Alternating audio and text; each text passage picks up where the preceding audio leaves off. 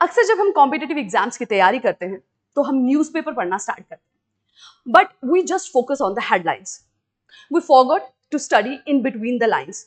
और अक्सर हम ये नहीं पहचान पाते कि कौन सी न्यूज़ को हमें फॉलो करना है और उसमें से किस तरह से स्टैटिक पोर्शन को भी हमें रिलेट करना है और किस तरह से क्वेश्चन हमें एग्जाम्स में पूछे जा सकते हैं। Hello aspirants, welcome back to Wings Ek Udaan. I am doctor शालू और आपकी इसी प्रॉब्लम के सोल्यूशन के लिए आज ये वीडियो लेक्चर आपके लिए मैं लेकर आई हूँ। Today we are going to discuss the second week of जुलाई का जो important current affairs है उसे हम डिस्कस करेंगे। जो भी important न्यूज रही है एग्जामिनेशन पॉइंट ऑफ व्यू से उसे हम पढ़ेंगे, उसका क्या स्टैटिक क्वेश्चन है, क्या क्वेश्चन उसमें बन सकता है, उसे हम डिस्कस करेंगे।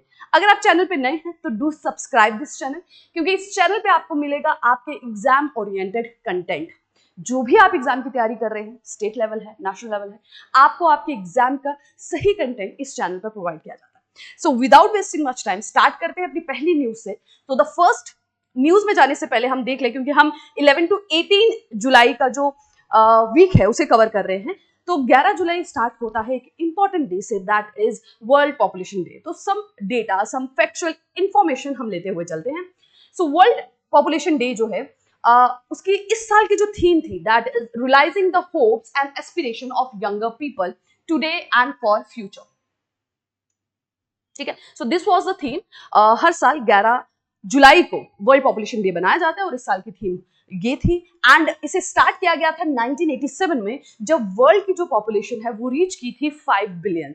एंड वर्ल्ड स्टार्टेड थिंकिंग कि now we have to work to control, towards controlling the population, क्योंकि ये ऐसा ना हो कि ये रिसोर्स से हमारे लिए बर्डन की तरफ बन जाए। ठीक है, सो इट स्टार्टेड इन 1987 और इस साल का जो थीम था that was realizing the hopes and aspiration of young people. Fine. बढ़ते हैं फर्स्ट न्यूज की तरफ। So the first news is okay, India and Australia launched the PACTS framework. India और ऑस्ट्रेलिया ने रिसेंटली 3 दिन के दौरे पर भारत के जो प्रधानमंत्री थे वो ऑस्ट्रेलिया मेलबर्न गए थे और वहां पे ऑस्ट्रेलिया में उन्होंने पैक्ट साइन किया है। और what does this pact? It include cyber, critical technology, supply chains. ठीक है, तो इंडिया और ऑस्ट्रेलिया की जो पार्टनरशिप पैक्ट्स के फॉर्म में हुई है उस पे साइबर पे और क्रिटिकल टेक्नोलॉजीज पे जो है वो फोकस किया जाएगा। और इसी पैक्ट्स के दौरान ऑस्ट्रेलिया ने ये कहा है कि वो हमारे देश में अराउंड 500 मिलियन ऑस्ट्रेलियन डॉलर्स जो है वो इन्वेस्ट करेंगे through NIIF। And what does this NIIF stands?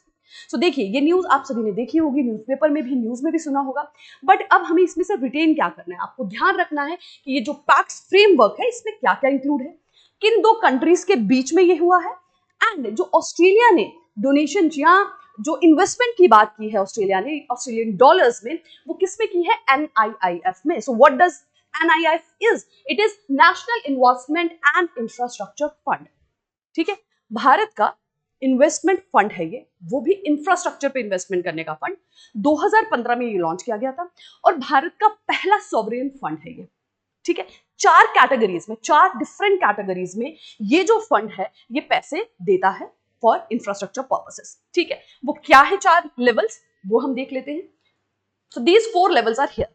सबसे पहले जो NIIF की जो फर्स्ट प्रायोरिटी आती है that is the core infrastructure, जो भी बिल्डिंग्स हो गई, जो भी ब्रिजेस हो गए, रोड्स हो गया। सो जो कोर इंफ्रास्ट्रक्चर है किसी भी इकोनॉमी के लिए, उसके लिए ये फंड प्रोवाइड करता है। दूसरा आता है प्राइवेट मार्केट फंड, जो भी मार्केट्स या इंफ्रास्ट्रक्चर्स थर्ड पार्टी से रेगुलेट किए जाते हैं, मतलब जो इंफ्रास्ट्रक्चर ओनर्स खुद नहीं बल्कि थर्ड पार्टी हायर करते हैं उसको रेगुलेट करने के लिए, उसको सुपरवाइज करने के लिए, उन्हें भी ये फंड प्रोवाइड करता है।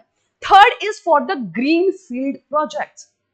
And many time they can ask economic sections में भी कि greenfield और brownfield, these are the 2 terms and mostly use की जाती है, अक्सर न्यूज में भी ये बार बार आती है। What is greenfield and brownfield? So greenfield का मतलब होता है जब कोई स्ट्रक्चर बिल्कुल शुरू से शुरुआत की जाती है, उसकी बिल्कुल जीरो से जब कोई स्ट्रक्चर स्टार्ट किया जाता है, कोई प्रोजेक्ट स्टार्ट किया जाता है, उसे कहते हैं greenfield. Second term is brownfield.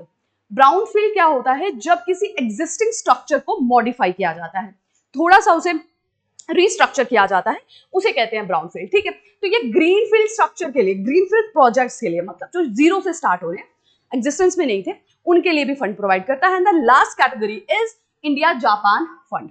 तो ये NIF का पहला बायलेटरल फंड है, दो कंट्रीज के बीच में फंड प्रोवाइड करना फॉर द कंस्ट्रक्शन पर्पसेस। ठीक है, सो NIF क्या हो गया, हमारा सॉवरेन फंड है, 2015 में लॉन्च हुआ था और इसी में जो है इन्वेस्टमेंट की बात की है ऑस्ट्रेलिया ने ड्यूरिंग द पैक्स फ्रेमवर्क, और इसके अंदर 4 कैटेगरी के फंड्स आते हैं। Clear? So in this way you have to read the news. चलिए बढ़ते हैं अगली न्यूज की तरफ। ओके, तो सेकंड न्यूज जो है वो ये कहती है कि चाइना ने इमीडिएटली बैन किया है towards the export of helium. Immediate and temporary, permanent ban नहीं है कि वो हमेशा ही हीलियम को एक्सपोर्ट नहीं करेगा, but it is immediate and temporary ban. अब इसकी वजह से ज्यादा प्रॉब्लम ये न्यूज में क्यों उतर रहा है, क्योंकि जो भी हीलियम को ट्रांसपोर्ट करने के लिए स्ट्रक्चर चाहिए, क्योंकि हीलियम जो है इसका बॉइलिंग पॉइंट बहुत लो होता है, इसको क्रायोजेनिक लिक्विड या अंडर प्रेशर गैस की फॉर्म में इसको जो है ट्रांसपोर्ट करना पड़ता है। उसके लिए जो स्ट्रक्चर्स चाहिए होते हैं, जो भी मटेरियल चाहिए होता है, वो चाइना ही मैन्युफैक्चर करता है। ठीक है, सो अब हीलियम न्यूज में रहा है तो हम थोड़ा हीलियम के बारे में जान लेते हैं। हीलियम की अगर हम बात करें तो ये second lightest and second most abundant element है अर्थ क्रस्ट पे। ठीक है, तो सेकंड लाइटेस्ट और second most abundant after hydrogen. अब क्योंकि ये एक नोबल गैस है, it means it's inert.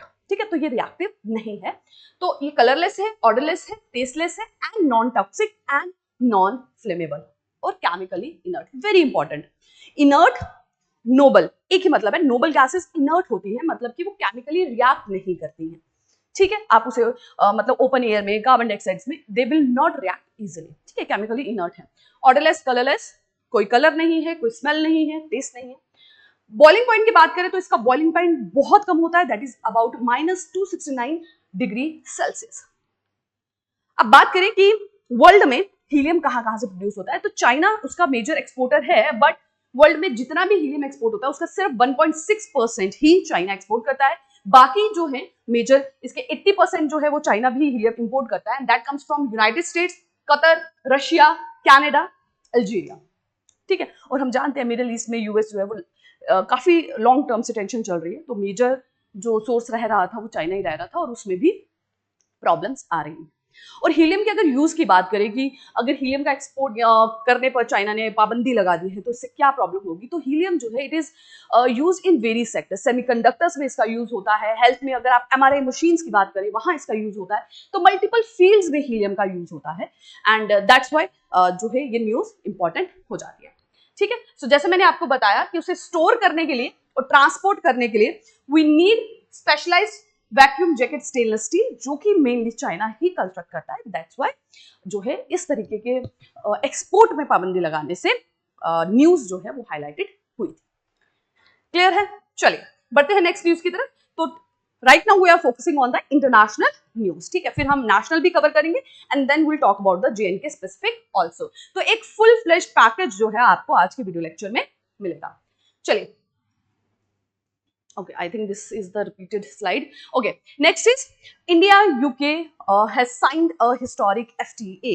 So इस तरह के MOUs या Memorandum of Understandings बहुत साइन होते रहते हैं, न्यूमरस हैं, जब तक आपके एग्जाम्स होंगे तब तक और मल्टीपल साइंस हो जाते हैं डिफरेंट कंट्रीज के बीच में। सो वो तो आपको ध्यान रखने हैं कि रिसेंटली कौन सा हुआ, अगर उसमें कुछ स्पेसिफिक सेक्शन की बात की गई है, सेक्टर की बात की गई है, तो वो आपके लिए इंपॉर्टेंट हो जाता है। जैसे यहाँ पे जो FTA साइन हुआ है that leads to the boost in some sectors like textile, leather, gems and jewelry, है ना, इन सबके एक्सपोर्ट को बूस्ट मिलेगा। अब बूस्ट कैसे मिलेगा? Basically we need to understand what does FTA means. FTA is free trade agreement. जब दो कंट्रीज आपस में FTA साइन करती है, इसका मतलब है कि वो चीजों के इंपोर्ट एक्सपोर्ट में किसी भी तरीके के टैरिफ्स, टैक्सेस, एक्स्ट्रा ड्यूटीज नहीं लगाएंगी, तो उसको एक्सपोर्ट इंपोर्ट करने में उसके एक्स्ट्रा चार्जेस नहीं पड़ेंगे और दैट विल बी इजी। तो इस वजह से हमारे जो टेक्सटाइल का जो हम एक्सपोर्ट करते हैं, लेदर का करते हैं, जेम्स एंड ज्वेलरी का करते हैं, दैट विल बी एनहांस्ड। ठीक है, तो किस कंट्री के साथ हुआ है इंपॉर्टेंट है, कौन कौन सी कैटेगरी में जो है बूस्ट मिलेगा इंपॉर्टेंट है, एंड FTA होता क्या है that is also important. Next news आती है global AI summit. Global AI summit ये रिसेंटली जो है जुलाई में सेकेंड वीक में दिल्ली में इंडिया ने होस्ट किया है, और फोकस ये रहा है कि AI को जो है थोड़ा सॉवरेन नेशन की तरफ लेके जाया जाए, कि इसे थोड़ा सा डेटा प्राइवेसी की तरह इसको यूज किया जाए, एआई का जितना भी यूज हो रहा है वो डेटा थेफ्ट की तरफ ना लिया जाए, ठीक है। तो इस फोकस पे ये जो समिट थी ये होस्ट की गई थी। और बात करें कि ये जो ग्लोबल पार्टनरशिप ऑन एआई है, ये शुरुआत उसकी कब हुई?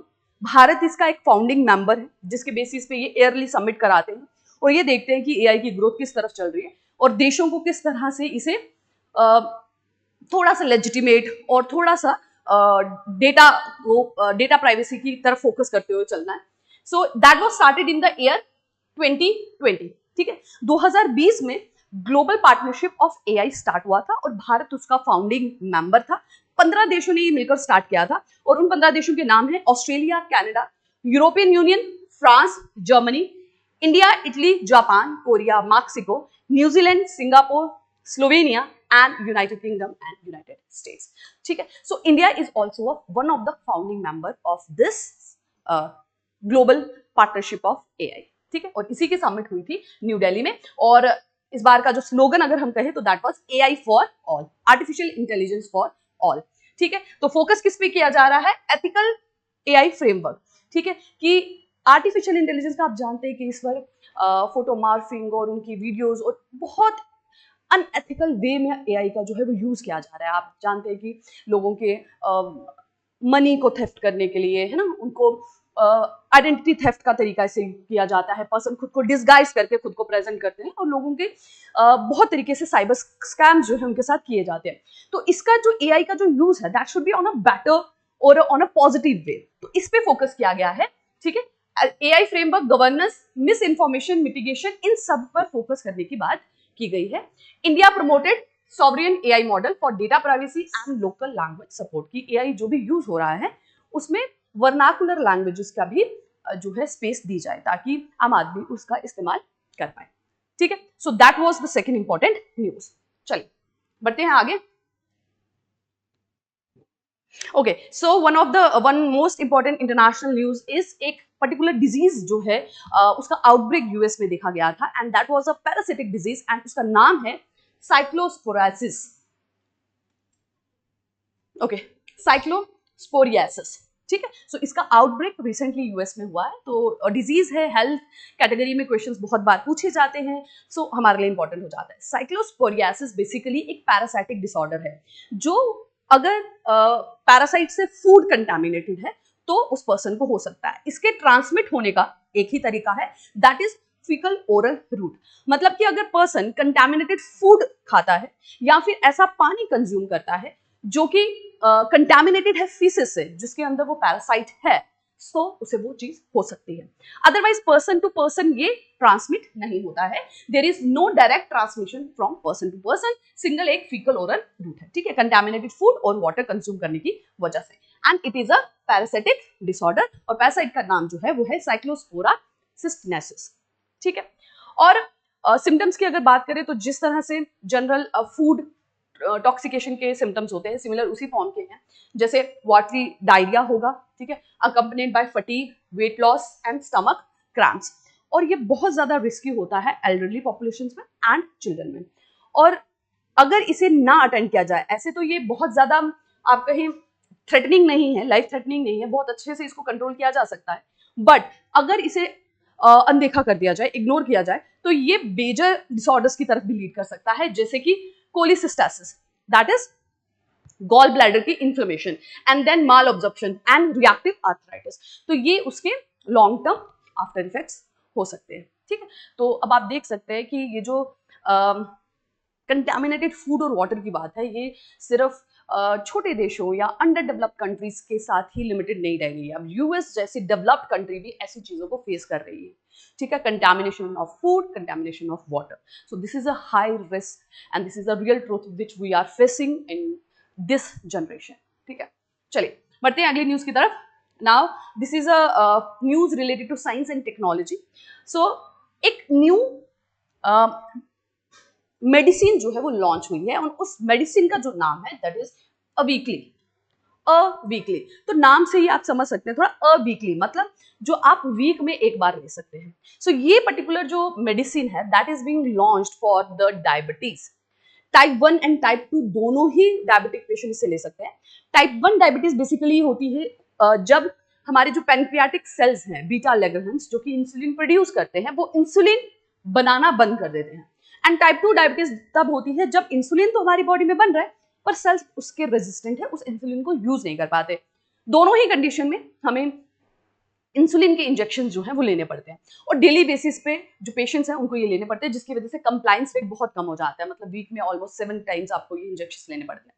बट ये जो न्यू मेडिसिन लॉन्च हुई है अवीकली, तो इसे आपको सिर्फ हफ्ते में एक बार लेना होगा और वो आपका इंसुलिन का बैलेंस उतना ही बना देंगे। तो इससे पेशेंट का कंप्लायंस जो है दैट विल बी इम्प्रूव। ठीक है, तो न्यू मेडिसिन है, किस कैटेगरी के लिए है आपके लिए जानना जरूरी है। किसने लॉन्च किया है that is also important, novo Nordisk. Clear है? चलिए ओके, आते हैं नेशनल न्यूज की तरफ। कुछ नेशनल लेवल पे डिफरेंट स्टेट्स में क्या डेवलपमेंट हुई है। तो सबसे पहले है महाराष्ट्र लड़की बहन स्कीम वेरिफिकेशन ड्राइव। सो एक पर्टिकुलर स्कीम जो है वो न्यूज में थी क्योंकि उसमें कुछ फेक एलिजिबल पर्संस जो है वो देखे गए थे। एक स्कीम है महाराष्ट्र की दैट इज कॉल्ड लड़की बहन स्कीम। इसकी वेरिफिकेशन ड्राइव चलाई गई थी ये देखने के लिए कि क्या एक्चुअल में जो एलिजिबल पर्सन हैं, जो बेनिफिशरीज हैं, उन्हें ही बेनिफिट इस स्कीम के अंदर मिल रहे हैं या बाकी लोग भी हैं। और इस वेरिफिकेशन ड्राइव में ये देखा गया कि ऑलमोस्ट 14,000 मेल एप्लीकेंट्स हैं। This particular scheme is for the female beneficiaries. और जब वेरिफिकेशन किया गया तो उसमें 14,000 मेल बेनिफिशरीज थे और मैसिव डुप्लीकेशंस भी देखी गई और ओवर एज जो एज क्राइटेरिया रखा गया है उसके बियॉन्ड वाले भी इससे बेनिफिट ले रहे थे, जिससे कि एज यू नो कि काफी बजट पे बर्डन पड़ा। So now we have to understand what this particular scheme is. ये महाराष्ट्र में लागू की गई थी इन द ईयर 2024 जून 28 में। फोकस ये था कि जो भी विमेन्स हैं, अंडर प्रिविलेज विमेन्स हैं, उनके न्यूट्रिशन में, उनके हेल्थ में उनको कुछ मॉनिटरी हेल्प देकर, it was a direct benefit transfer कि डायरेक्टली उनके अकाउंट में कुछ पैसे जमा कराए जाएंगे जिससे उनके न्यूट्रिशन, वेलबींग, हेल्थ इन सब पे फोकस किया जाएगा कि इन सब में इंप्रूवमेंट हो। एलिजिबिलिटी की बात करें तो इस पर्टिकुलर स्कीम के लिए उस लेडी को she should be a permanent resident of Maharashtra. Age limit जो है वो 21 से 65 साल की उम्र थी। मैरिटल स्टेटस की अगर हम बात करें तो ये ओपन थी, मैरिड और अनमैरिड दोनों के लिए ही, विडोड, डिवोर्सेस, डिजर्टेड, डेस्टिट्यूट। और अनमैरिड वुमेन की अगर हम बात करें तो 1 अनमैरिड वुमेन पर फैमिली। एक फैमिली में अगर बहुत सारी अनमैरिड वुमेन है तो सिर्फ एक ही उसके लिए एलिजिबल है। कितना अमाउंट दिया जाता था दैट इज 1500 पर मंथ। ठीक है, तो 1500 हर महीने डायरेक्टली उनके अकाउंट में सबमिट किया जाता था, जो कि साल का हो गया अराउंड 18,000। ठीक है, और ये देखा गया कि बहुत ही डुप्लीकेट एप्लीकेंट्स भी इसमें देखे गए और बहुत सारे मेल बेनिफिशरीज भी इसमें देखे गए। ठीक है, ओके और इनकम सीलिंग भी है यहाँ पर कि अगर बेनिफिशरी की इनकम जो कंबाइंड इनकम है उसकी पूरी फैमिली की वो 2.5 लाख पर एनम से ज्यादा नहीं होनी चाहिए। चलिए, now the next national news is Uttarakhand achieves fully literate state status. तो उत्तराखंड ने जो है फुली लिटरेट स्टेट का जो खिताब है वो जीत लिया है। अंडर कौन सी स्कीम में? It is under the Ullas scheme. Ullas scheme क्या कहती है? Understanding life long learning for all in society. ठीक है, कि ये पढ़ने की या सीखने की कोई एज नहीं होती, आप लाइफ लॉन्ग सोसाइटी के अंदर सीख सकते हैं। इस स्कीम के अंदर फोकस किया गया है कि जो 15 साल के ऊपर के जो भी लोग हैं और वो नहीं पढ़ना लिखना जानते हैं या basic they don't have the literacy, ठीक है, वो उनको सिखाया जाए। ठीक है, उल्लास स्कीम में ये किया जा रहा है। उसमें बेसिक लिटरेसी, पढ़ना लिखना, न्यूमरेसी, ठीक है, बेसिक मैथमेटिकल और डिजिटल लिटरेसी भी उन्हें सिखाई जाए। तो उत्तराखंड ये एक स्टेट बन चुकी है and it is a 6th fully state. इससे पहले जो भी स्टेट्स हैं जिन्होंने फुली लिटरेट, मतलब वहां पर हर एक इंसान बेसिक लिटरेट है ना, पढ़ना लिखना जानते हैं, बेसिक उनको न्यूमरेसी आती है, बेसिक डिजिटल लिटरेसी भी उनको आती है, that is Mizoram, Goa, Tripura, Himachal Pradesh and Sikkim. ठीक है, और now the 6th one is Uttarakhand. Okay, the next is ICMR established dedicated research hub for high altitude health. ICMR ये हमने प्रीवियस जो फर्स्ट वीक जुलाई का कवर किया था उसमें भी हमने ICMR को डिस्कस किया था, Indian council of medical research. ठीक है, तो वो एक मेडिकल एजेंसी है जो फोकस करती है इनोवेशन पे, रिसर्च पे रिगार्डिंग द मेडिकल साइंसेस। इसका हेडक्वार्टर जो है दैट इज इन दिल्ली और उसके जो डीजी हैं that is doctor Rajiv Bahl. So ICMR ने एक डेडिकेटेड रिसर्च हब एस्टैब्लिश किया फॉर हाई ऑल्टीट्यूड हेल्थ। हम सब जानते हैं कि जैसे ही हाइट बढ़ती है उस हिसाब से हमारी बॉडी में फिजियोलॉजी में चेंजेस आते हैं, उस हिसाब से ट्रीटमेंट और चीज़ें भी चेंज होती हैं।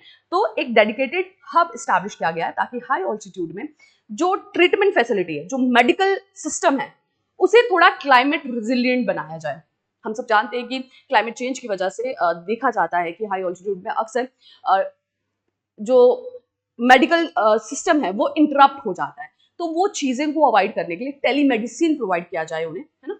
सो टेलीमेडिसिन उनको दिया जाए, ड्रोन बेस्ड लॉजिस्टिक वहां तक पहुंचाया जाए, ड्रोन की हेल्प से जो भी इंपॉर्टेंट चीज़ें चाहिए, मेडिसिन चाहिए, जो भी इंस्ट्रूमेंट्स चाहिए वो वहां पहुंचाए जाए। टेलीमेडिसिन मतलब दूर से बैठा हुआ एक कहीं और बैठे हुए स्पेशलाइज्ड पर्सन से जो है वहां पर डायग्नोसिस जो है वो कराया जा सकता है। डिजास्टर प्रिपेयर्डनेस पे भी फोकस किया जाएगा और क्लाइमेट रेजिलिएंट हेल्थ सिस्टम बनाया जाएगा, ठीक है। एंड दैट इज फॉर, कहां पे किया गया है ये? हिमाचल प्रदेश में लाहौल स्पीति में, ठीक है। तो आईसीएमआर, सो इस तरीके के जब आप न्यूज पढ़ेंगे तो आप न्यूज़पेपर में इनमें आपको क्या क्या इंपॉर्टेंट चीज दिख रही है जिसपे आपको फोकस करना है, ठीक है। नेक्स्ट टाइम आप कभी भी हेडलाइन पढ़े तो फर्स्ट आईसीएमआर, ठीक है, क्योंकि एक बॉडी न्यूज में रही है, पहले भी रही है, इंपॉर्टेंट हो जाती है। क्या बॉडी है, किस तरीके की है, कौन अपॉइंट होता है, कौन उसका हेड रहता है, ठीक है। देन आपका रिसर्च हब है, लोकेशन क्या है और उसमें किस किस चीज पे फोकस किया जा रहा है, ठीक है। तो लोकेशन इज हिमाचल प्रदेश, लाहौल स्पीति जो उसकी एक डिस्ट्रिक्ट है। Clear? Keylong is administrative centre known for its cold desert climate. Clear हो गया? चलिए, next is ministry of environment, forest and climate change inaugurate national hub for human wildlife conflict management. तो एक hub human and wildlife conflict, recently ये चीजें बहुत ज्यादा हो गई हैं जब वाइल्ड एनिमल्स और ह्यूमंस के बीच में टकराव हो जाता है, क्योंकि हैबिटेट लॉस बहुत लार्ज स्केल में हुआ है। तो जो वाइल्ड लाइफ है वो सिटीज में या विलेजेस में एंटर कर जाते हैं, जिसकी वजह से बहुत सारे लोगों को अपनी जान भी गंवानी पड़ती है। सो ये जो है wild life conflict, human wildlife conflict, इसके लिए एक नेशनल हब जो है वो इस्टेब्लिश किया गया है। कहां पर? That is being established in wild life institute of India का एक रिसर्च सेंटर है, that is Salim Ali centre ornithology of nature, ठीक है। कोयम्बटूर में एक सेंटर है, कोयम्बटूर में एक सेंटर है wild life institute of India का एक रिसर्च सेंटर, दैट इज सेकोन। इसकी फुल फॉर्म है Salim Ali centre of ornithology and nature. Salim Ali अगर आप जानते हैं तो उन्हें बर्ड मैन ऑफ इंडिया के नाम से जाना जाता है। उन्होंने बर्ड्स पे बहुत ज़्यादा रिसर्च की थी सलीम अली, उन्हीं के नाम पर ये जो है सेंटर बना है, एक रिसर्च सेंटर है under WII, that is world wild life institute of India. यहाँ पे एक हब इस्टेब्लिश किया गया है for human wild life conflict, ठीक है। तो सेंटर ऑफ एक्सीलेंस है, ये सर्व करेगा एज अ नेशनल हब।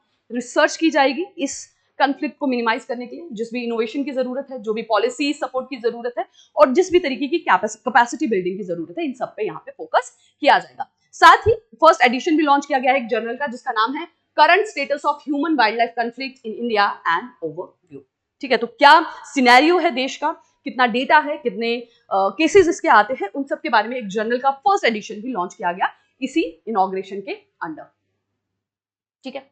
और एक पोर्टल भी लॉन्च किया गया है, that is national human wild life conflict portal. तो एक ऑनलाइन डेटा मेंटेन करने के लिए, क्योंकि आप सब जानते हैं कि भारत जो है वो डिजिटाइज हो रहा है, सो ऑनलाइन डेटा सेंटर इस्टेब्लिश किया जा रहा है कि जिसमें सारा का सारा डेटा होगा कि कितने केसेस वाइल्ड लाइफ कन्फ्लिक्ट के आते हैं।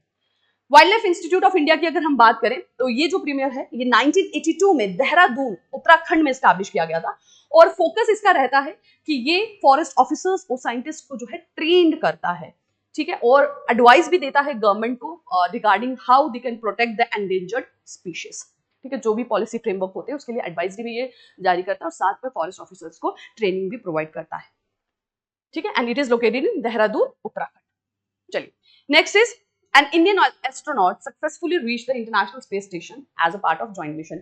तो एक पहले हमारे जो एयरफोर्स के पर्सन थे वो गए थे, आप मुझे कमेंट सेक्शन में जरूर बताएं उनका नाम अगर आपको याद है तो, ठीक है। सो वो पहले गए थे, अब एक और पर्सन जो है ज्वाइंट मिशन के अंदर उन्हें ISS that is international space station भेजा गया। एंड ये जो प्रोसेस किया जा रहा है बेसिकली, कौन कौन पर्सन जा रहा है that is not much important, जो पहले एयरफोर्स के पर्सन गए थे दैट इज इंपॉर्टेंट, क्योंकि that become a second important person to go into the space from India, है ना। तो यहाँ पे ये न्यूज हमारे लिए क्यों इंपॉर्टेंट हो जाती है, क्योंकि यहाँ पे एक तो ISS का नाम आया है, international space station.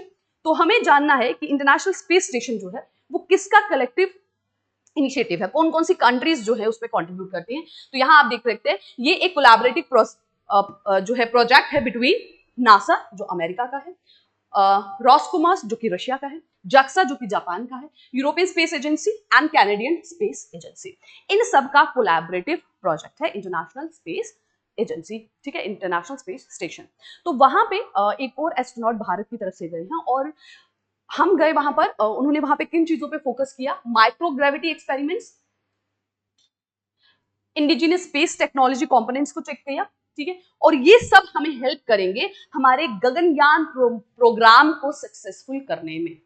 So basically the whole scenario, the whole news is focused on this, ठीक है। जो हमें चीज हमारे एग्जामिनेशन पॉइंट ऑफ व्यू से इंपॉर्टेंट है वो ये है, एक तो ISS और दूसरा हमारा गगनयान, ठीक है। तो गगनयान क्योंकि यहाँ पे लिखा गया कि जो भी हम एस्ट्रोनॉट भेज रहे हैं वो हमारे जो हमारा फ्यूचर प्रोजेक्ट है गगनयान उसको सक्सेसफुल, उसको थोड़ा और पास करने के लिए काम कर रहा है। तो what does this Gaganyaan is, तो ये एक फ्लैगशिप प्रोग्राम है जिसमें भारत ने ये डिसाइड किया है कि वो 3 क्रू मेंबर्स को भेजेगा और वापस भी लाएगा सक्सेसफुली, इंडिविजुअली, बिना किसी और देश की सहायता किए। और अगर हम इसमें सक्सेसफुल हो जाते हैं तो हम वर्ल्ड की 4th कंट्री बन जाएंगे after US, Russia and China, जो कि इंडिपेंडेंटली ह्यूमन स्पेस फ्लाइट को एग्जीक्यूट करता है, independently without the help of any other nation, ठीक है। और ये हमने 2018 में लॉन्च किया था। 3 क्रू में एस्ट्रोनॉट्स हम भेजने वाले, नंबर याद रखिएगा। लॉन्च कब हुआ, 2018 में, कितने हैं ये भी ध्यान रखिएगा। 3 क्रू मेंबर्स, और कहां पे रखेंगे, लो अर्थ ऑर्बिट जो कि 400 किलोमीटर है, और 3 दिन का मिशन होगा, 3 दिन के बाद दे विल कम बैक, ठीक है। तो बहुत सारी टेक्नोलॉजी एडवांसमेंट इसके लिए चाहिए, उसी के ऊपर वर्क हो रहा है और डिफरेंट एस्ट्रोनॉट्स को जो है ISS भेजा जा रहा है ताकि वो डिफरेंट एक्सपेरिमेंट्स करके लाए और हम इस जो हमारा प्रोग्राम है उसके थोड़े और पास जा पाए। चलिए next is Indian space presence grow as army operationalized integrated battle group. So integrated battle group, basically what is integrated battle group? ये एक बटालियन है जो कि ब्रिगेड की साइज की होती है, एक न्यू ब्रिगेड जो है वो एस्टैब्लिश किया गया है।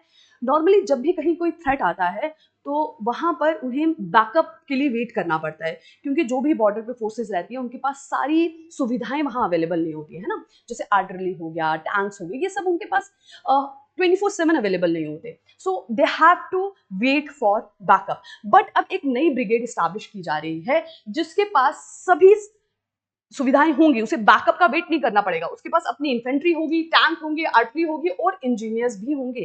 तो वो 12 से 48 घंटे के अंदर जो एनिमीज हैं उनको रिस्पॉन्स कर सकते हैं। सो इस तरह का जो बैटल ग्रुप है, इंटीग्रेटेड बैटल ग्रुप है ना, इंटीग्रेटेड क्या हो गया, जिसमें सब चीजें हैं, है ना, उसे एस्टैब्लिश किया जा रहा है। और ये पहला जो है लॉन्च भी किया गया इंडिया चाइना बॉर्डर के ऊपर।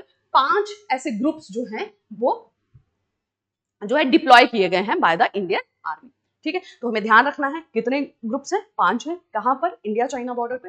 इंटीग्रेटेड बैटल ग्रुप्स है, मतलब कि उन्हें किसी भी तरह से बैकअप का वेट नहीं करना है, एवरी जो सोर्स रिक्वायरमेंट है वो उनके पास होगी। एंड साथ ही इसमें why they have asked here the space presence, तो यहाँ पे क्या है कि ये बेसिकली जो इंटीग्रेटेड बैटल ग्रुप है ये हमारे ज्वाइंट मिलिट्री स्पेस डॉक्ट्राइन का ही एक पार्ट है, जिसमें मिलिट्री और स्पेस के बीच में कॉम्बिनेशन किया जा रहा है कि जो भी इंपॉर्टेंट इन्फो चाहिए होगी वो सैटेलाइट के थ्रू मिलिट्री ग्रुप्स को पहुंचाई जाएगी, जिसके थ्रू वो नजर रख पाएंगे अपने एनिमीज की मूवमेंट पे, वो क्या कर रहे हैं उस पे ट्रैक डाउन करने में हमें आसानी होगी।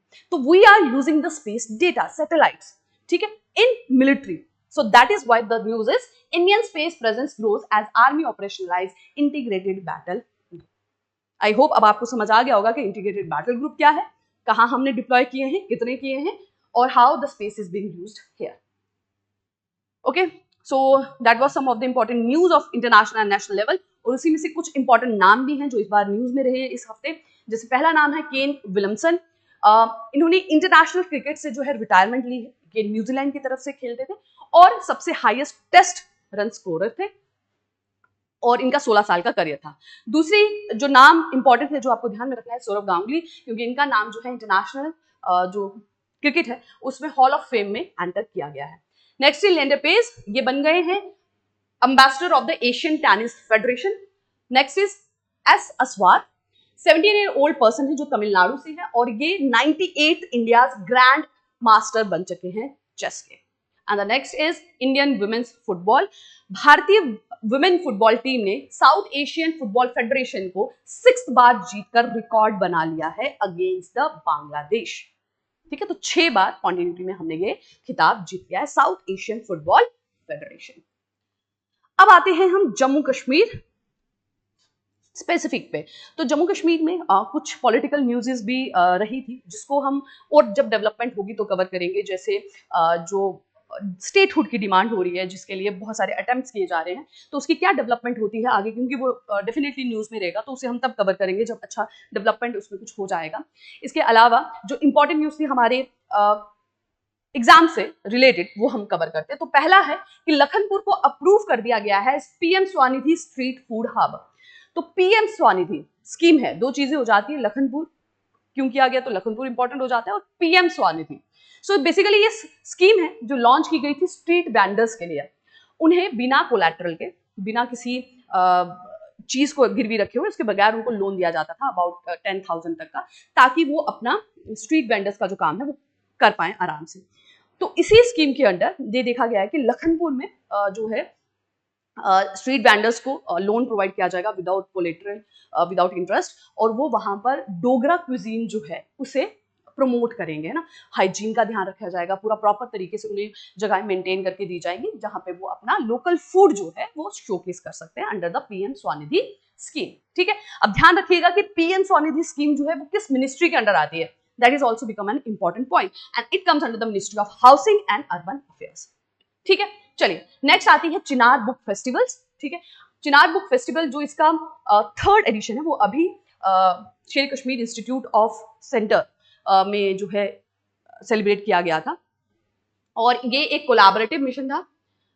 The national book trust in collaboration with the Srinagar district administration and national council for promotion of Urdu language, इन तीनों ने मिलकर 10 चिनार बुक फेस्टिवल को जो है वो ऑर्गेनाइज किया गया था। इस फेस्टिवल में 250 स्टॉल लगे थे जो कि हाईलाइट कर रहे थे लोकल लिटरेचर को, और इसी बुक फेस्टिवल के अंदर एक नया एक तरह से आप कह सकते हैं राज तरंगिनी का एक न्यू एडिशन जो है वो लॉन्च किया गया, जो कि स्पेसिफिकली चिल्ड्रन के लिए बनाया गया। साथ ही चिल्ड्रन के लिए लिटरेचर कलेक्शन जो कि गोजरी लैंग्वेज में है उसे भी लॉन्च किया गया। ठीक है, तो चिनार बुक फेस्टिवल कहाँ हुआ है, SKICC में। ठीक है, किन किनों ने ऑर्गेनाइज कराया है और कौन सी 2 इंपॉर्टेंट बुक्स यहाँ पर लॉन्च की गई हैं, ये आपको ध्यान रखना है। Okay, so the next is Gulshan books Kashmir wins the Lal Ded literary award 2026। तो लाल डेड लिटरेरी अवार्ड जो है वो रिसेंटली एक बुक स्टॉल को दिया गया है, दैट इज गुलशन बुक्स। ठीक है, और ये जुलाई 12, 2026 को टैगोर हॉल में ये सेरेमनी हेल्ड की गई थी। शेख अजाज अहमद जो कि चेयरमैन है गुलशन बुक्स के, उनको ये दिया गया है, लेफ्टिनेंट गवर्नर द्वारा ये दिया गया है। और इसी सेरेमनी में एक नई book that is Lal Ded the mother of Kashmir written by doctor Vaidehi Taman, इसको भी लॉन्च किया गया। तो देखिए इस तरह से जब कभी भी आपको सिलेबस में होता है बुक एंड ऑथर्स, तो आपको ये वाली न्यूज आपके लिए और इंपॉर्टेंट हो जाती है कि जो रिसेंटली न्यूज में रहते हैं ना वो और इंपॉर्टेंट आपके लिए हो जाती है। लाल डेड जो है वो कश्मीर की बहुत ही फेमस पोइटेस हैं और उन्हें द मदर ऑफ कश्मीर के नाम से भी जाना जाता है। तो इसी के नाम से जो है बुक जो है इशू की गई है, जो सेरेमनी है, न्यू बुक जो है वो लाई गई है, डॉक्टर वैदेही तमन ने ये लिखी। So that was about the 2nd week of July. ठीक है, इसमें जो भी इंपॉर्टेंट एक वे से हमने इंटरनेशनल न्यूज देखी, जिसमें हमने पैक्स के बारे में पढ़ा, फ्री ट्रेड एग्रीमेंट के बारे में पढ़ा, देन हमने नेशनल न्यूज भी पढ़ा कि हाई एल्टीट्यूड एक हब बनाया गया है, साथ में वाइल्ड लाइफ कन्फ्लिक्ट जो मैन वाइल्ड लाइफ कन्फ्लिक्ट है उसके लिए भी एक हब स्टैब्लिश किया गया है, JNK स्पेसिफिक में भी हमने देखा है ना। तो these are the news which were important from the examination point of view during the 2nd week of July. अब क्वेश्चंस की अगर हम बात करें ना, तो आप देखिए यहाँ पे मैंने कुछ एग्जांपल भी दे रखी, जैसे पैक्ट्स की जो हमने बात की, तो दे can ask you the pacts framework recently news is partnership between India and which country, है ना। तो ये तो एक डायरेक्ट क्वेश्चन हो गया जो कि आजकल मोस्टली आपसे कंसेप्चुअल एंड स्टेटमेंट वाइज पूछे जाते हैं। तो पैक्ट्स की और information they can ask you, but इस तरह से स्ट्रेट फॉरवर्ड क्वेश्चन भी they can ask. Similarly, where is India's first centre for high altitude medicine located. ठीक है, तो ये भी हमने देखा कि हिमाचल प्रदेश लाहौल स्पीति में जो है इसे किया गया, दैट इज अ केओ long. So that was about the today's session. I hope ये सेशन आपकी प्रिपरेशन में आपको हेल्प करे। मिलेंगे नेक्स्ट वीडियो लेक्चर में कुछ नए करंट अफेयर्स के साथ। और जैसे आप सबकी डिमांड थी कि फर्स्ट 6 मंथ्स का जो जेएन के स्पेसिफिक करंट अफेयर्स है वो भी लेके आया जाए, तो आई ट्राई कि इस वीक मैं आपके लिए वो वीडियो लेक्चर भी लेकर आऊँ। सो तब तक के लिए thank you very much, keep working hard, thank you.